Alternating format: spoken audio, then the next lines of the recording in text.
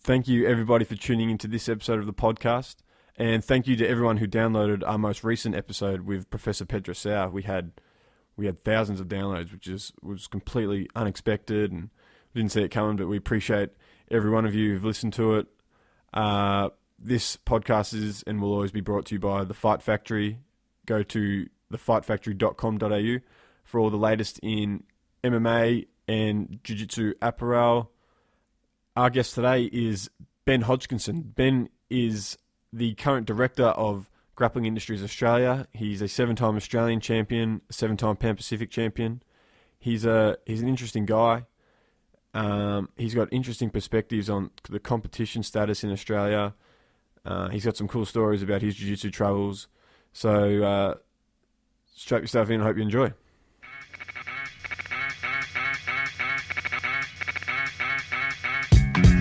Bucka.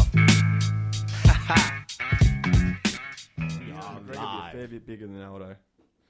I don't know, man. They're all good fights. That whole featherweight division is just full of killers. Yeah. Anyway, so you've just got back from Sydney last weekend. Yes. Up at the Grappling Industries, which you're the Australian director for. I am. How did you manage to get involved in Grappling Industries? Basically over a Skype call with David Aguzzi, who is the president of Grappling Industries. He runs them over in Canada. Yep. They've been going there for a while now, and they're starting to become really popular. One of the most popular competitions over in Canada. And a friend of his recommended that, there's a big market for a jiu-jitsu comp like the one he runs over there. A friend of his from Australia said, you should bring it to Australia. There's a few comps over here, but there's sort of been a monopoly here with the AFBJJ and a couple of, not much other choice for guys to compete in. So he sort of took that advice and started looking for people to help him over here with all the stuff that he couldn't do, obviously, because he's based in Canada. And I got in touch with him because he was talking to Kit at first, Kit Dale, who I was training with at the time. And one thing came up or something, and I think Kit was a bit busy at the time with his own career, and I think he was training... I'm not sure if that was when he was training for Metamoris or if that was just afterwards, but he was very busy with his own career and wasn't so much interested in sort of organising and promoting tournaments. So I got in touch with him through Kit because I'd chatted to David a little bit just on Facebook and such. And then one day David was just like, "Hey man, give me a call on Skype." I was like, "All right." And then we chatted for a little bit, and he was like, "Yeah, I need this and this and this and this." And you don't really need to know much. You'll sort of learn all that as you go along. I just need someone who's, a smart guy and got the time and the contacts and knows a lot about the scene in Australia, which I did. I've been competing all over Australia and internationally for the last, 5 or 6 years. Yep. So, and I work part-time and train full-time. So I had plenty of time to sort of write emails and make calls to venues and do all that sort of little bitch work on the ground over here. Shitty stuff. Yeah. So it ended up being sort of the perfect team. He had all the experience and the knowledge in running the competitions over there, and I've sort of started learning that and picked all that up over the course of the year. But one thing led to another, and we started working together, and we've run eight competitions this year, and they've all turned a nice profit and all had great feedback. Everyone seems to enjoy them. That's good. Yeah, I competed in the one in March, I think it was. Yeah. And I think the way, especially... That would have been the first one? Yeah, I think it was Melbourne's first one. Yeah. That would have been the first one out of all of them. Oh, really? Yeah. Well, for something that just started, it was pretty well run. What I like the most, especially someone like me who's just only started competing in jiu-jitsu, is the format in the round robin. Yeah. What spurred that? Because it goes against the traditional sort of tournaments. Yeah. I think the idea behind it is that I know one thing that a lot of people seem to complain about or seem to not like is that, you can enter your first tournament, pay $100 or $150 sometimes for or whatever it is, and then losing your first match and that's it done. Whereas I don't know, especially for white and blue belts and guys that sort of need that experience in competing, and that's why they're doing the competition. Like, why not give them as many fights as possible, which we try to do. So we've got the modified round robin sort of format, so we try and give everyone at least 4 fights if possible. Obviously, we can't control if there's not enough people in the division, but we try and get everyone into relatively fair groups of 5 or 6, or split the divisions up and stuff like that, or merge them where we have to, and get everyone a good amount of fights where they're going to get as much experience as possible. And I think it's better, like, not only for the newer guys that want the more experience, but I think it's better for even the more experienced grapplers who, like myself, it makes a lot more sense if it's a division of, like 3 or 4 brown belts, or even a big division with like 10 people in it. You can have 2 guys on the same side of the bracket that they might be the best 2 in the division, but they fight first, and the guy who loses that first match might have come silver or third in the division overall, but he got knocked out in the first round just because of the way the draws came up. So I think it makes a lot more sense for everyone to fight everyone. You get a much better idea of who the most dominant person in that division is. And not only is it good for people just starting to get that experience, but it's good for guys like you at your level who are competing on a more regular basis in the preparation, the competition preparation, especially if you have it before some of the bigger main tournaments. I totally agree. I think one of the biggest things about competing is that competing is a totally different skill in itself. So it's not enough to just be good at jiu-jitsu. You've got to be good at competing, or not be good enough at whatever sport you're doing. You've got to performing on that level with all that pressure, and having the right mindset on the day is something that I myself haven't even mastered yet.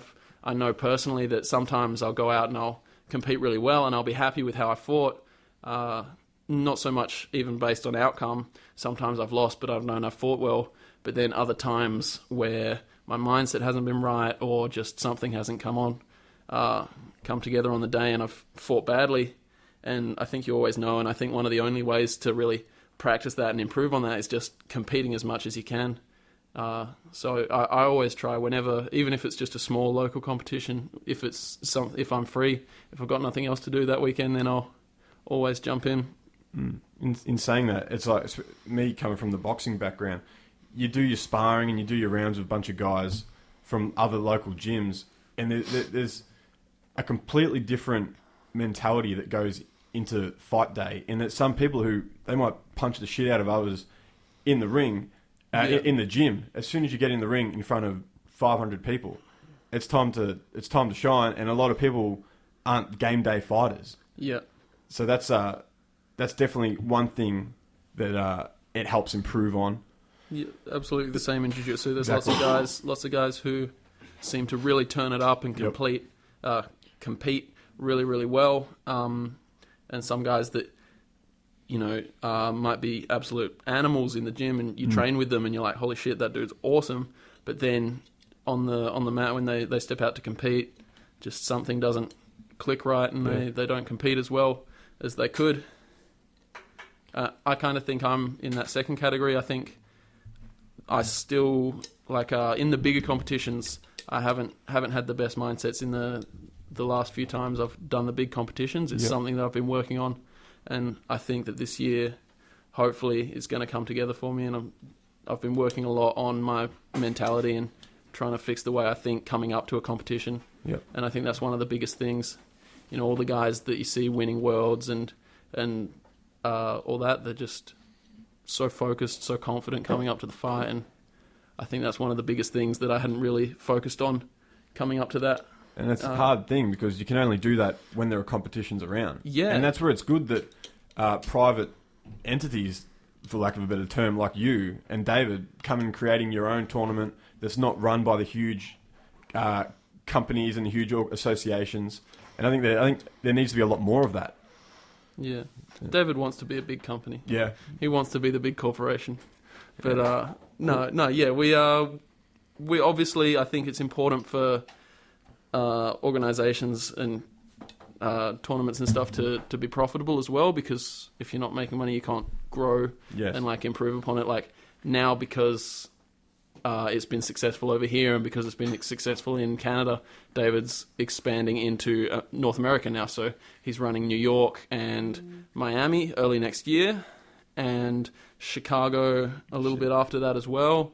And I think he's got massive plans for USA if they all pan out and go well. It's taken over. So yeah, it's important to be profitable and to make money from these things, but also it's important to give back a little bit. So we're always trying to find ways to make sure that it's something that the people competing in our competitions are getting at least their money's worth, if not more. So we're giving out prizes.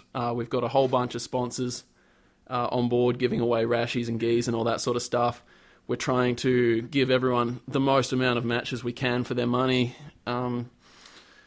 Uploading all the fights, we film every single mat, upload everything. So we're always looking for ways that we can sort of give back to the people that are supporting us and supporting the sort of community as well.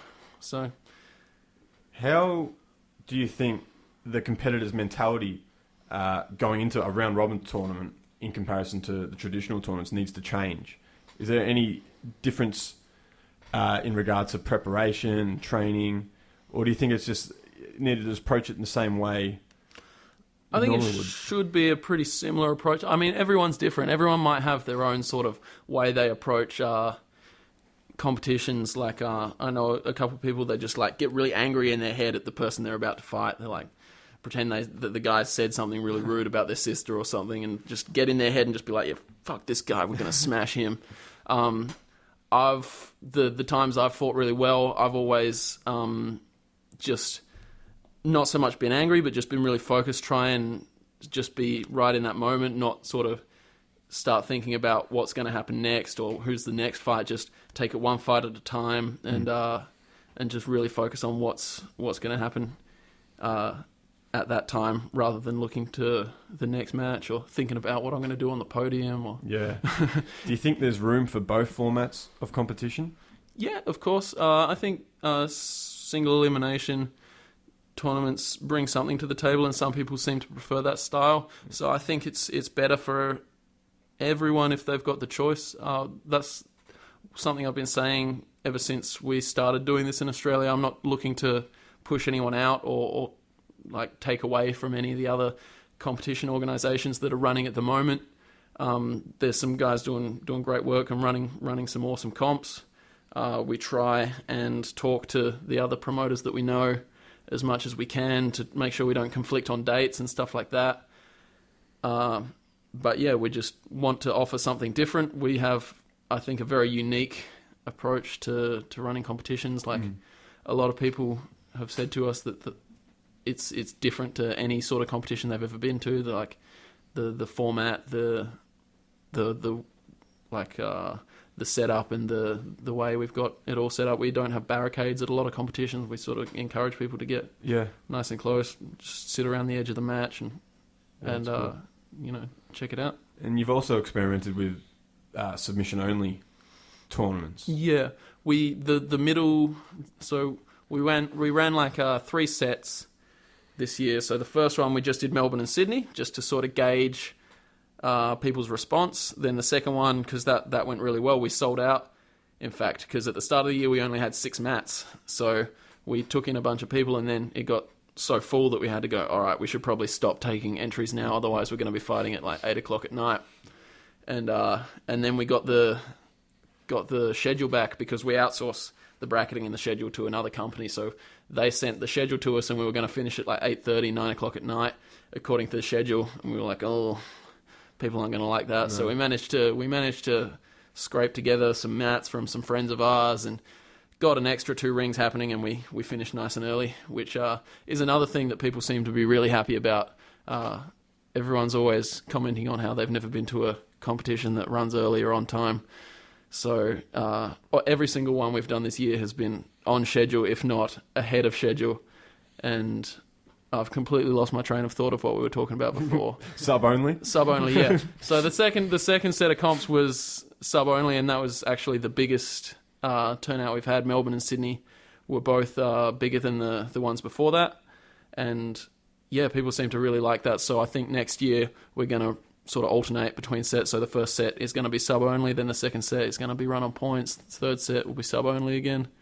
And then if we can fit a fourth set in, we'll do probably a fourth set with points. So, do you think sub only is important? Because I hear a lot of interviews with Eddie Bravo where he thinks the secret to jiu-jitsu transcending to sort of the mainstream sport is sub only tournaments. Do you agree with that at all? Or?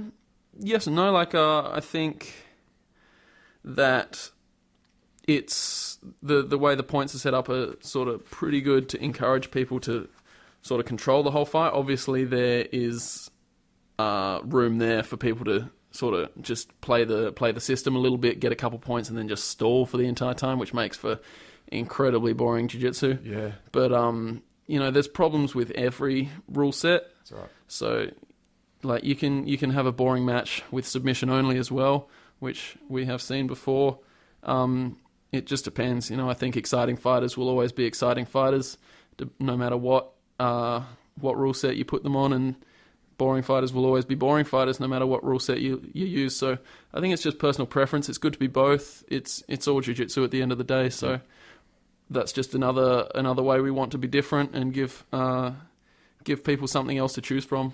Like, I don't think there's any other submission only format competitions of that size or like going around Australia at the moment.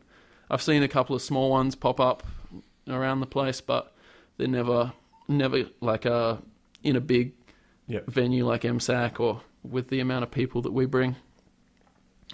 What plans do you have for Grappling Industries in 2016? Is there anything changing it up? Or we have so many different ideas, and like only about 10% of them come to fruition, but David's always just messaging me, and because of the time difference, it's usually at like 3 a.m. I just get like 7 messages in a row on Facebook and just wake up and be like, what? Like, free entry for black belts, okay. Just all this different stuff. Like, okay, we'll double the amount of prizes. Like, what? Okay, sure. But yeah, so we have a whole bunch of ideas that may or may not come about. One thing that we are changing in that first Melbourne tournament next year, which is already booked on March 13th, so I can tell you guys about that one because it's all locked in, and we are changing the venue for that one just because MSAC, although it's a really nice venue and it's really central, easy to get to, it's a great spot. One thing, it's very expensive, and the other thing is they have a lot of restrictions on the vendors and the sponsors that we can have. So something that we wanted to play around with was getting food and drinks vendors at the events. So someone selling acai or coffee or just something like that, something that people can sort of snack on or check out during the day. And so MSAC don't let you do that? No, they have a lot of restrictions on that sort of stuff. No one's selling food and drink because it takes away from their bar, their cafeteria. Yeah, the little cafe at the end there.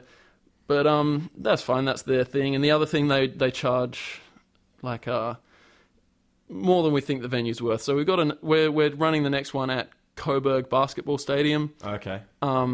Which is a little bit further away, which is one reason we were hesitant to use that. But I think the benefits of using that, because it's like so much cheaper, so we're going to be able to give away more prizes. So that's the first thing that's going to change. We're going to give away at least a couple more.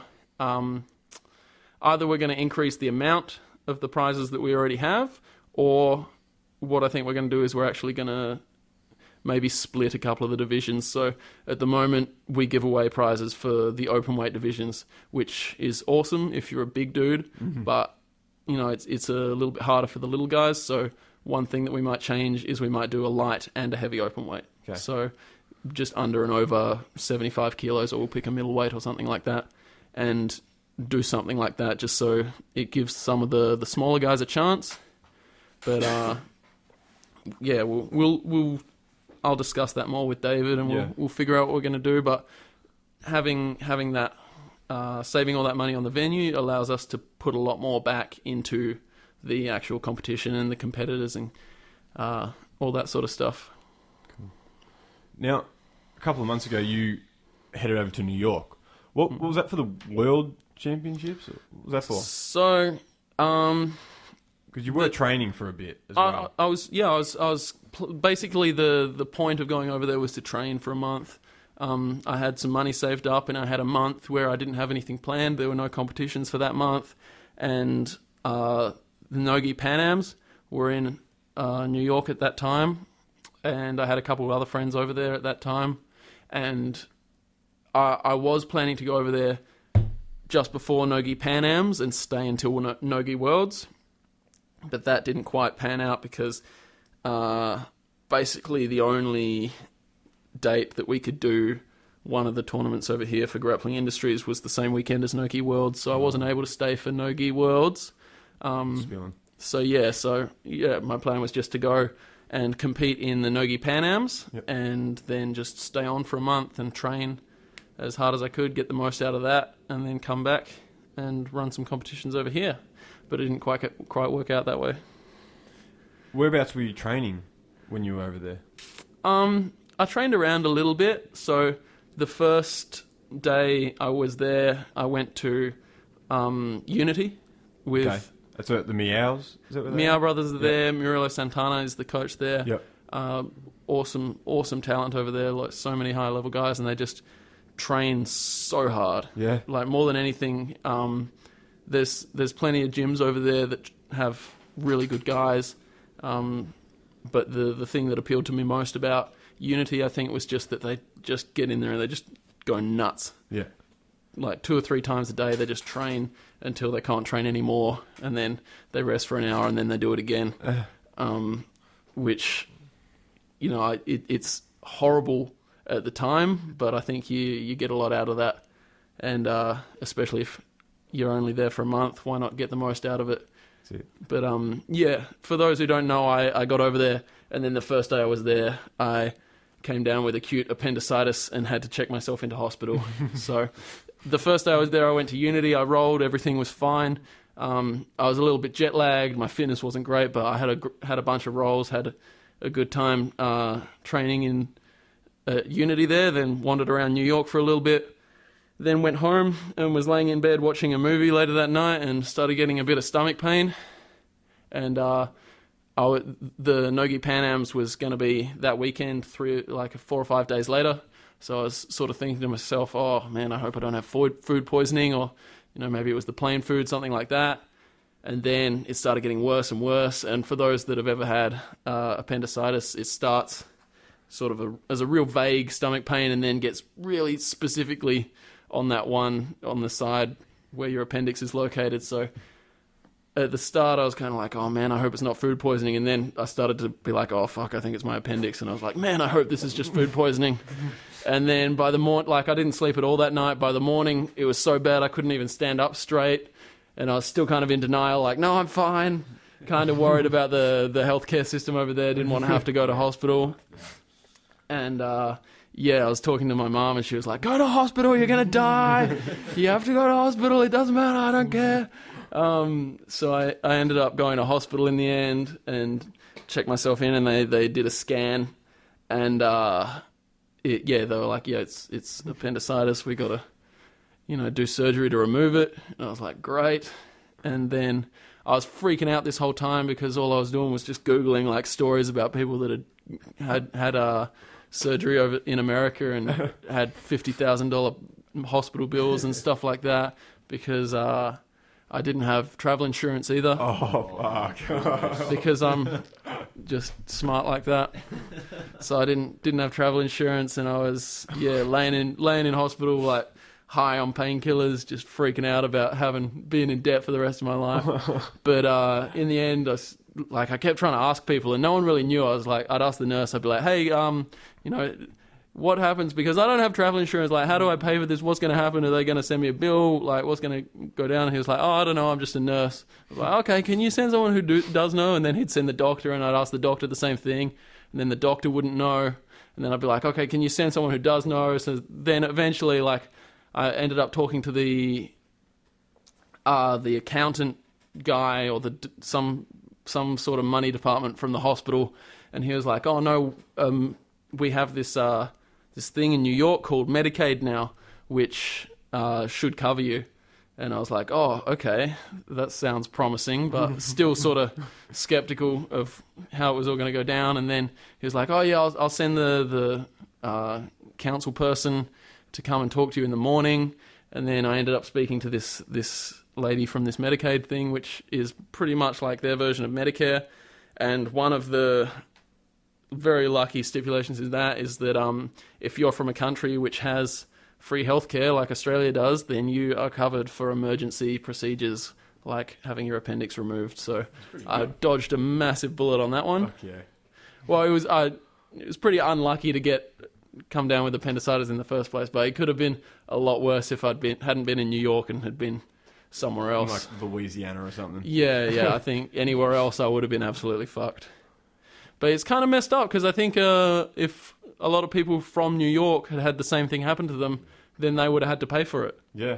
But because I'm from Australia, it's all right. So, look, I wasn't questioning it. No, I wasn't going to mess around and So be like, no, this isn't right.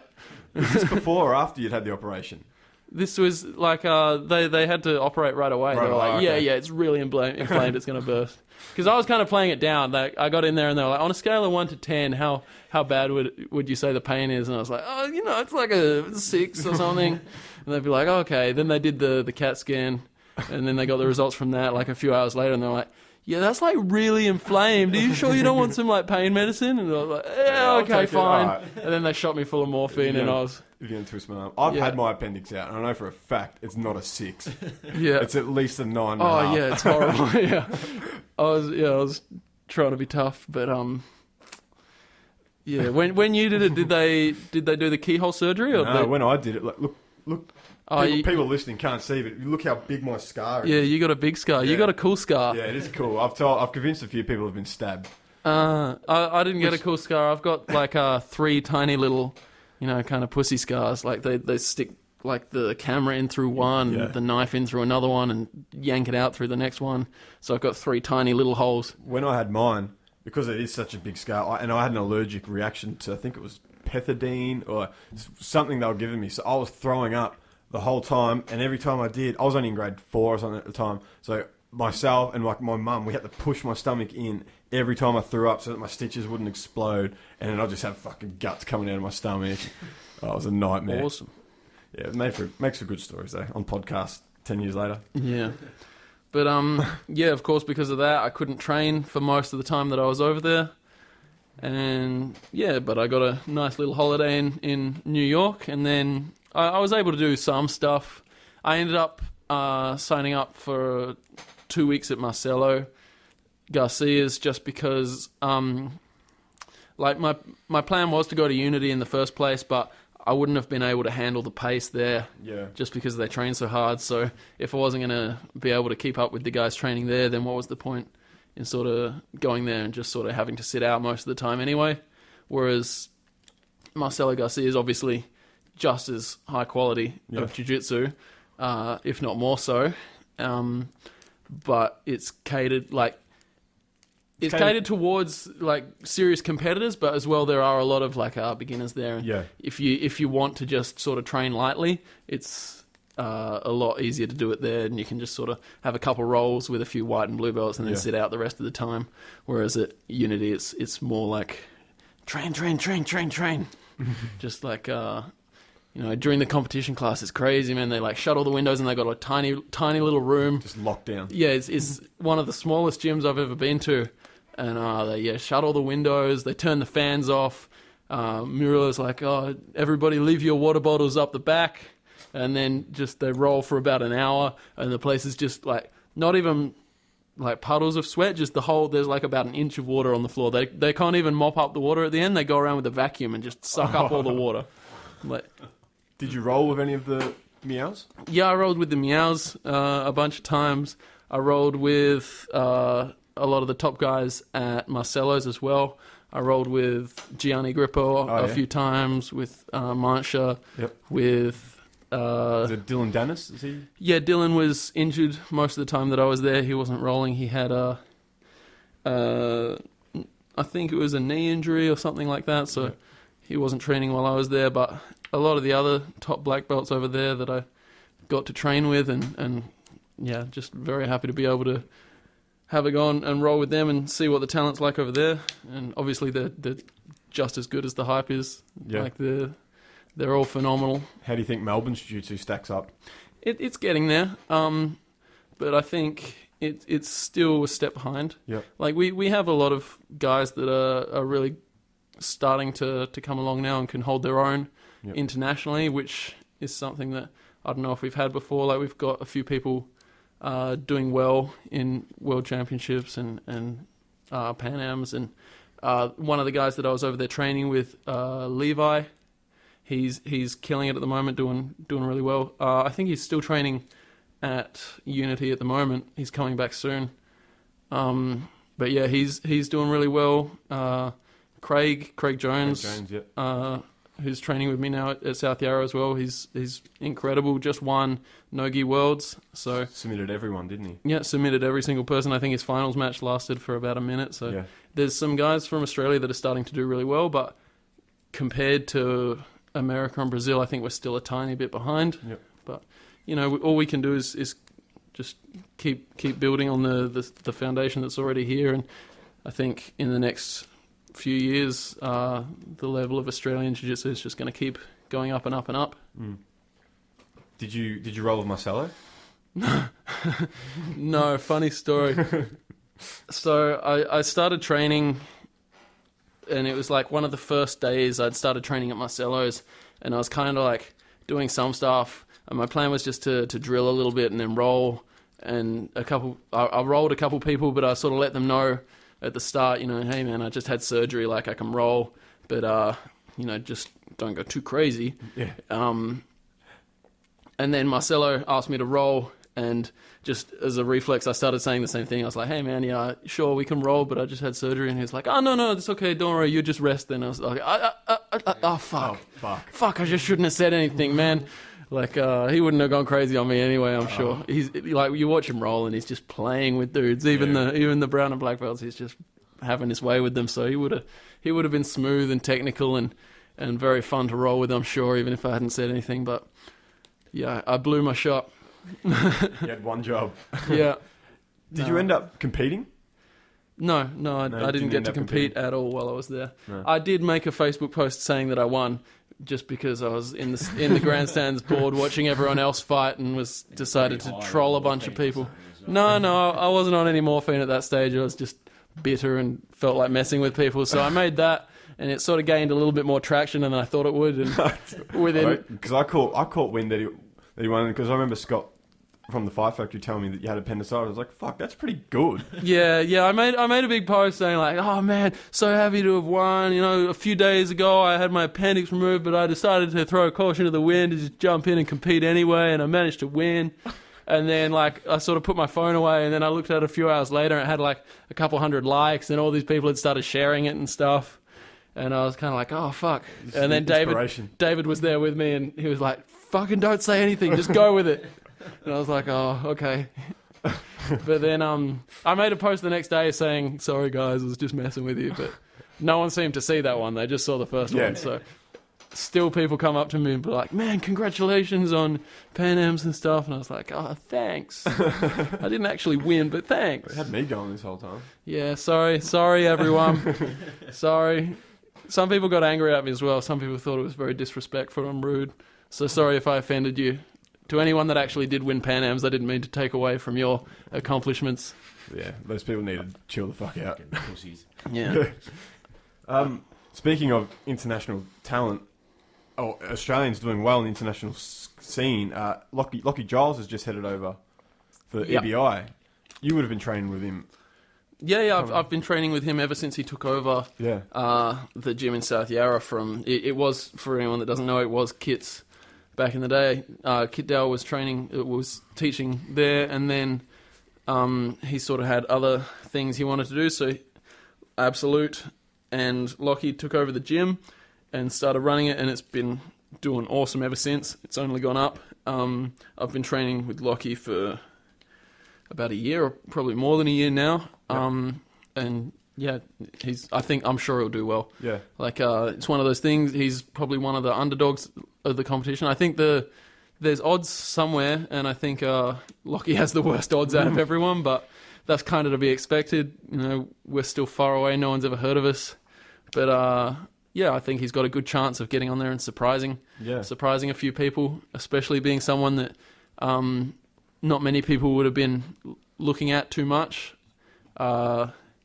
You know, no one at that level. Probably everyone's googling everyone and seeing what the game is and trying to figure out how it's going to go. But it's not like he's someone that everyone's going to be worried about and be like going in like everyone's going to be looking at Gary Tonin and being like, oh man, what's he going to do? How am I going to beat?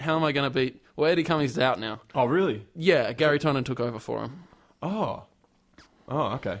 I didn't realise that. That's a huge relief for a lot of people. His leg lock game. Yeah. He's just making waves. Yeah, Gary Tonin, he'd have to be the favourite, you'd think. Yeah, I think so. He has the best odds. Yeah.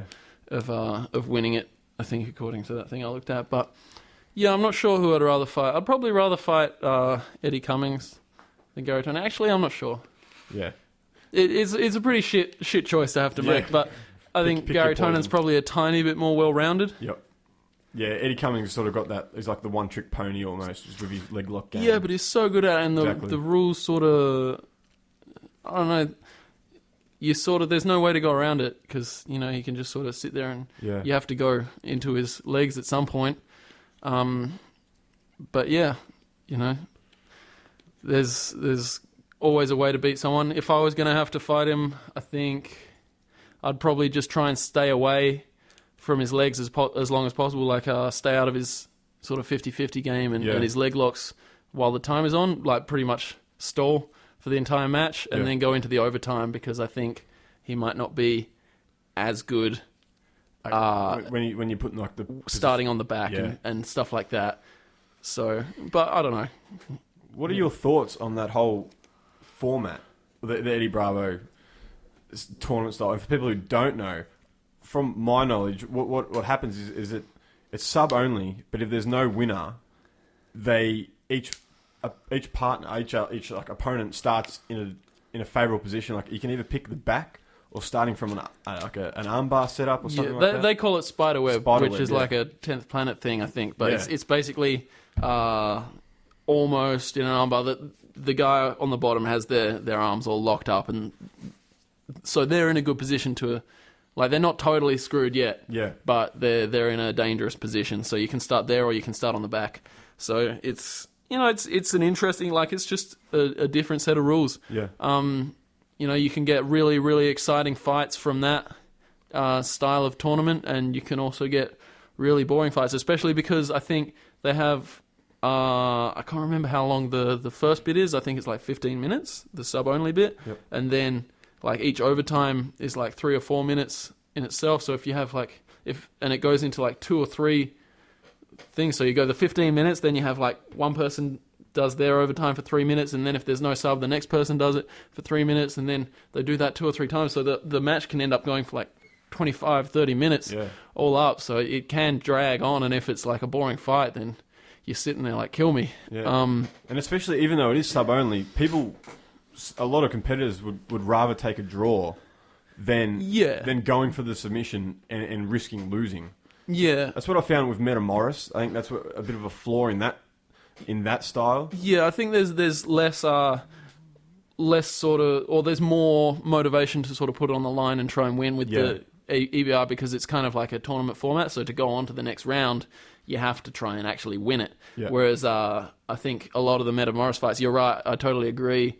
You get some really boring fights because, you know, guys would be worried about not losing as much as they were about winning. Yeah. So some of the matches there weren't so amazing. But the Meta Morris rules, again, there were some like incredible matches from Meta Morris. Early on especially. I think the last Meta Morris was pretty shitty. I can't remember any real good fights. And I think the way they even filmed it, the setup, they got rid of the crowd. Oh, that's right. It was just in a back room somewhere. Yeah, they're making some interesting decisions. There's some weird stuff going on with Metaverse at the moment. Lots of people not getting paid. They're doing all the Metaverse challenges and cancelling shows and not giving people refunds and stuff like that. Yeah. So, and I haven't seen any. The last one was a while ago, and I haven't seen any sort of any marketing for a new one. Whether they're even doing a new one or When it started the year, Yeah. I think the last one. yeah, it was a while ago. yeah, I'm not sure either. I don't know how that's going, but yeah, at the start there were some great matches. Hodger and Bochecha was one of the Yeah. best matches I've ever seen Yeah, man. anywhere. The way Hodger got out of that armbar. Yeah, everyone thought he was done, I think, but Even some of the fights like Cron Gracie when he fought Otavio Souza. yeah, that was a great match, and it was a great match in that sort of set of rules because especially for Cron. yeah, His style of fighting. yeah, like Cron was able to sort of eventually wear him down, which he wouldn't have been able to do in the Yep. sort of IBJJF Yeah. style of rules. So, like, again, you can have amazing fights in any set of rules, and you can have terrible fights in any set of rules. That's It comes down to the fighter. people doing the fight. Yeah. Do you think you and or Grappling Industries would be interested in doing something like that? Like a big showcase? Like a super fight kind of show? Yeah. Like a bowl of Super 8? Maybe. Like, we have actually talked about it before, but not seriously. More like one of those crazy 3 a.m. text conversation ideas that I was talking about before, where we were like, wouldn't it be crazy if we could do this, and we could get this guy, and we could do this, and but yeah, I don't know. We don't have any plans to do that in the immediate future, but who knows? It'd be cool having like a super fight per grappling industry. So like there's the normal tournaments going on, and then you can organise with some fighters to have like at the end or in the middle. Yeah, that's It could be. That's just an another idea. possibility. Just starting off with like one big match or something to try and get, or at the end or Yeah. in the middle or somewhere, just a couple of super fights while everyone's there watching. And there's a couple sort of tournaments in America that I think were doing similar sort of stuff. Abu Dhabi did that. They have the tournament going, and then they have some. They had They stop everything. who they had. They had Andre Galvao fought Cyborg, Yeah. and then they had Ricardo Laborio. He fought. Fuck, I can't remember who he fought. Anyway, but they had two. They had two super fights. But anyway, yeah. Let's talk about Boa. Because you competed in Boa. I did, yes, twice. I wasn't on the first one, then I was on the second one, and I was on the third one again. And the second one, that was still at Malvern Town Hall. Yes. Yeah, I like that setup where they had the mats in the middle with like a grandstand or seating around it. Yeah, it was a really cool atmosphere. I can see why they changed it. It was a little bit sort of, you could fall off the edge at any sort of moment, and it did happen a couple of times, especially if it's two guys that are inclined to stay on their feet and wrestle. Yeah. Like we saw with, I think it was Satoshi. No, it was Marcus Souza. And, Marcus Souza. Yep. Well, he is Satoshi. They're both Satoshis. Yeah. Just the big Satoshi and the little Satoshi. Yeah. But him and who was it? Was it Bruno Alves? Maybe. I think they went off the stage there at one point. Yeah. But it was such a cool atmosphere while you were out there. Which did you prefer as a fighter? They were both cool. I think the first one in the Malvern Town Hall was I really enjoyed that a lot more. It was just different to anything I'd ever sort of experienced before. It was you felt just absolutely surrounded. Like everywhere you look, there's people sort of watching you. It's kind of like being in a coliseum or something. Yeah. On like a way smaller, cool and safer scale. And they have the drums when the people are Yeah, coming they had out. the drummers, they had the break dancers halfway through come out and do some spinny stuff. That was interesting. Yeah. Those breakdancers are talented. If they started training, I know. fuck me. What's your how did you prepare any different to those fights, or you sort of take it it's just as it comes, just another fight? I think it's actually easier to prepare for something like that because you know who you're fighting, so you can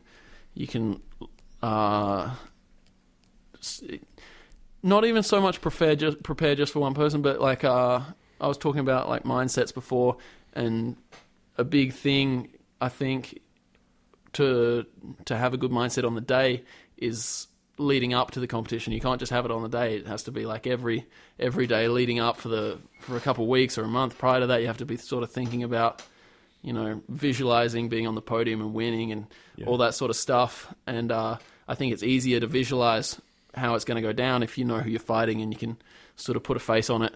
But yeah, I quite enjoy that style of not so much a tournament. It's more of a super fight sort of thing. So you just it was different to a competition. I enjoyed that. I enjoy competing. It was.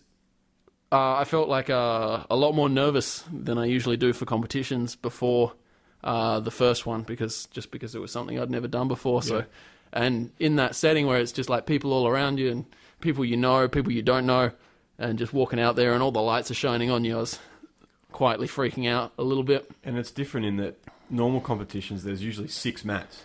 So there's a crowd around, but they're not all watching. They're not all looking at you. Yeah.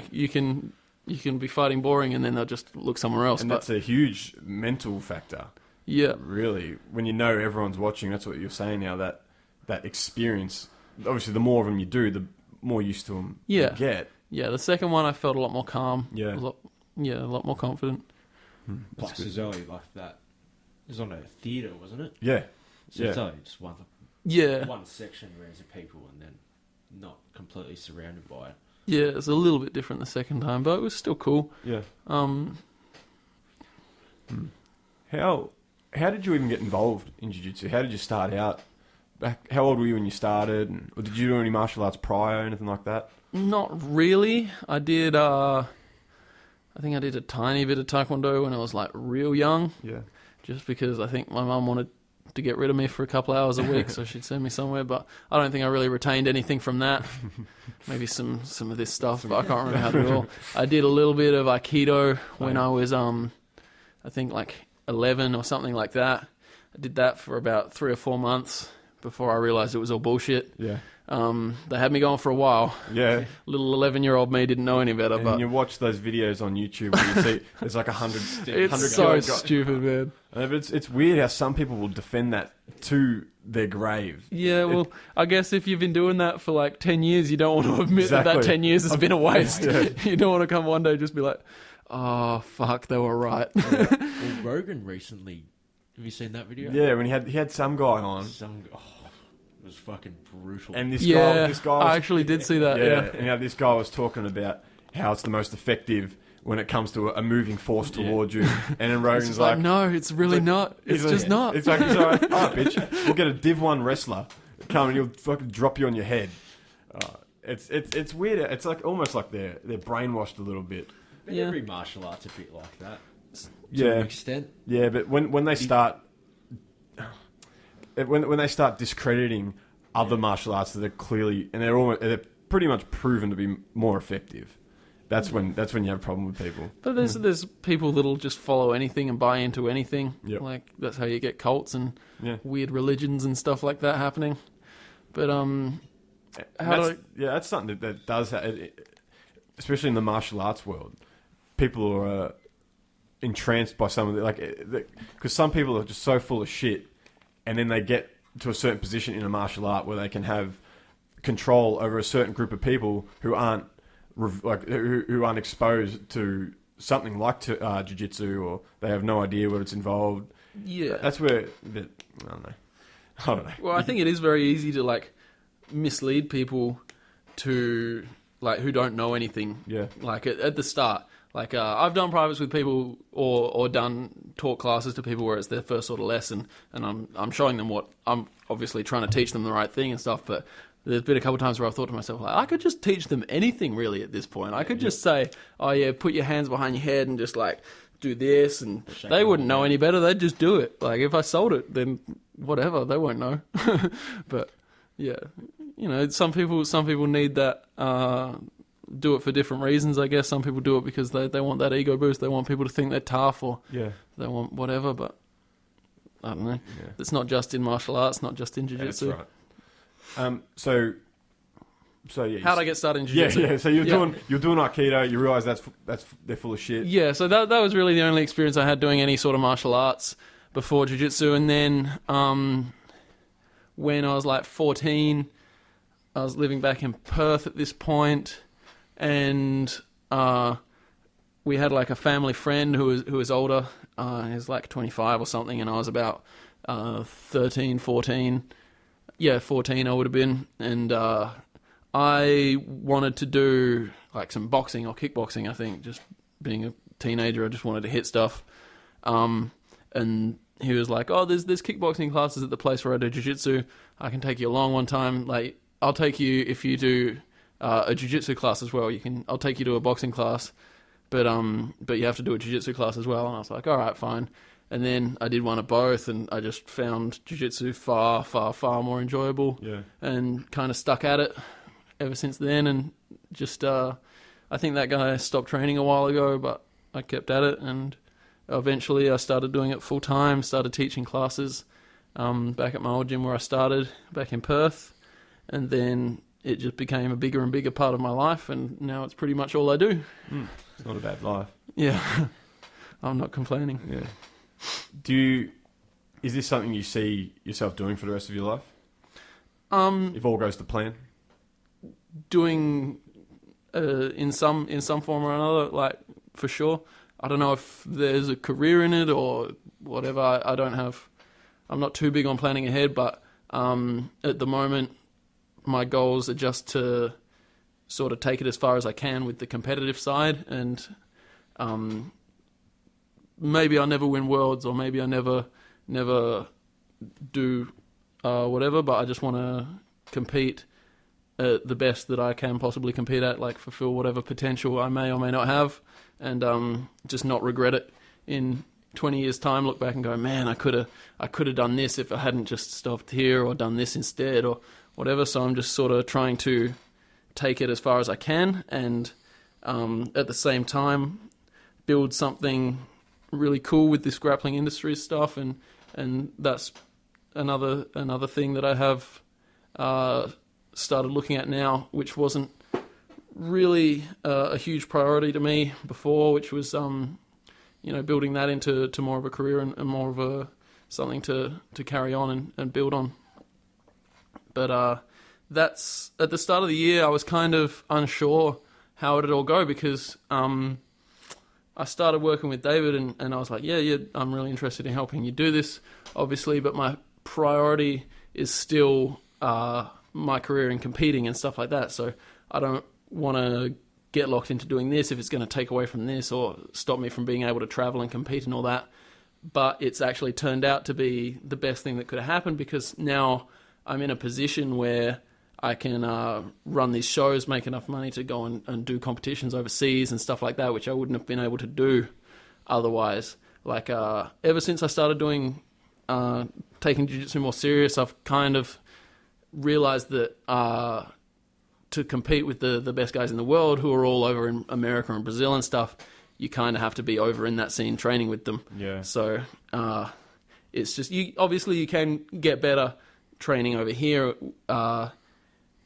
and you can reach that level. I think it's just easier if you surround yourself with people that are already at that level, and if you're training with the best, sooner or later you're going to become the best. So that's been one of my goals for the last few years, is to find a way to get over there and do that. And Grappling Industries is sort of allowing me.